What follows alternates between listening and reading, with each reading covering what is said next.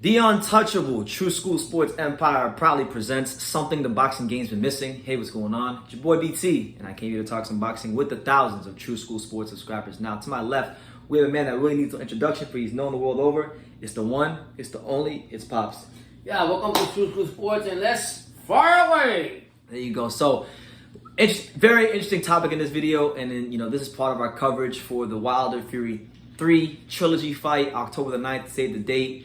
We'll be live here on True School Sports for it, so make sure you guys watch along with us. But listen, there's been all these training videos out, Instagram videos, going all around, social media and the boxing world of Deontay Wilder and some of his new training footage with Malik Scott. And you see him doing some different things. You see him kind of flowing and looking a bit more fluid, throwing the jab. You see him working on some body shots. And it's led a lot of people, especially a lot of people who are pro Deontay Wilder, to believe that in this fight, that he is a new fighter. Now, he looks like a brand new fighter, but is he a brand new fighter? That's the question we're asking. I'm going to ask Pops. That's the question I'm asking you guys out there. So you guys let us know in the comments. But Pops, I'm going to swing it over to you. Is Deontay Wilder, is he a brand new fighter?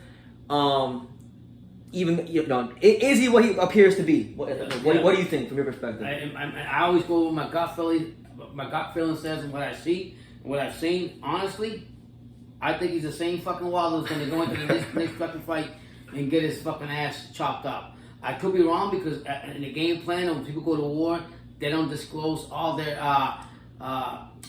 secrets or plans, how they're gonna fight. But from what I've seen, the proof's in the pudding. I've not seen a fucking thing that the trainer, what's his name? Malik Scott. Malik Scott has shown him. They're in there punching, and they're doing this, and they're doing that, and he's doing weights. And I was telling my son, as far as you doing fucking weights, listen, fucking Wilder, you got one of the toughest, one of the strongest right hands before you did those fucking videos. Wait, so you think the weights will take away from his power? Yeah, I think it'll help him. But what I'm getting at is, I haven't seen him do more in the gym. He stole that fucking running. So right there, He's been swimming.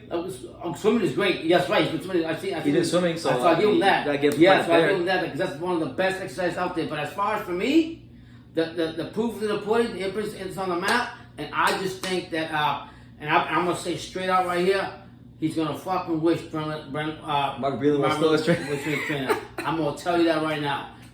I'm not taking that away from Malik Scott because America is a great country of opportunity and Wilder game of opportunity. But honestly, I don't think they're doing enough.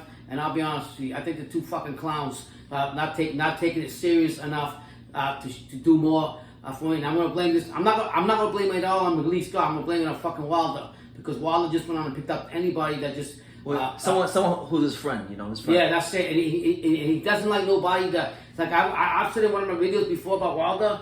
He needs a fucking trainer that gets down his throat and doesn't get intimidated. And I've said it before when I watch Malik Scott. Fucking Wilder calls a shot, and Wilder's the one that intimidates him. He can't even tell Wilder what to fucking do. He won the cross conference and that one that we've seen with Fury, and all that. But at the end of the day, Wilder intimidates him. He needs a fucking tough man in there to get him right. I'm not wishing bad for him. I hope he does great in his third trilogy because everybody loves him. And he's calling how you see it. I don't see enough, and I could be wrong, but I don't see enough of what he's showing me. What's new that he's learned. All that powerlifting shit don't mean fucking shit. You already got power in the right hand. You natural, one of the best right-handers in fucking heavyweight history. So to me, you sitting there lifting weights don't mean a fucking thing to me. Number one. Number two, you already fought Fury twice. So you know everything about him. But as far as you working on your back feet, going forward, doing all that things, I'm not seeing you doing. You do the same thing. You fucking putting all the music and all this shit like it's a fucking picnic. But you better get ready because you're gonna be eating up by the Gypsy King if you don't have it right. I'm not saying that you're training and you're not doing that. I'm just telling you what I see, and my heart tells me that you're not doing enough for this fight. Okay, well that's Papa's thoughts. I'm gonna give you guys my thoughts now. So I'm a boxing fan, and truthfully, I want to see the best fight possible. So I'm not wishing for Deontay Wilder to not do well in camp or not be at his best. But I just think that there's a lot of factors that go into what's going on with that camp right now. So first and foremost, Malik Scott, yes, he was a fighter, a solid professional heavyweight. Been in the ring, very experienced, been in loads of camps. I know he's a very smart boxing mind. But I just don't think that in one training camp you can just change Deontay Wilder, or that you can drill habits into him, no matter how much he works on it in one camp. I feel like it's going to take a lot of time to get drilled into him when he's trying to get into him. That's number one. Number two, Malik Scott, yes, he's been in the ring, but being a trainer is a whole different beast from being a fighter. And what's going to happen, let's just say, right, if Tyson Fury starts ironing out Wilder, puts him in trouble, and Wilder comes to the corner and he's looking to him for guidance, will Malik Scott be able to handle the moment? Because he's really in a position he's never been in, just being honest. He's never been in that position. So there's that as well. And, my thing is this.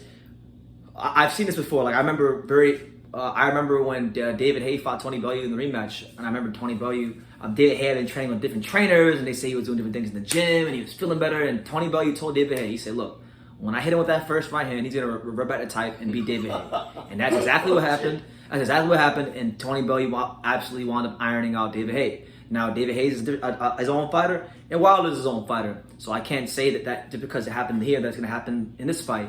But what I can say is that it's hard for me to believe that if Deontay Wilder gets touched by anything from Fury, let's say a shot that really gets his attention, all right, whether it be a right hand, a left hook, or a jab, it's hard for me to believe that a guy like Wilder, who's built his whole reputation and his name on knockouts, fighting, and putting motherfuckers unconscious, that he's not going to go revert back to himself. It doesn't matter.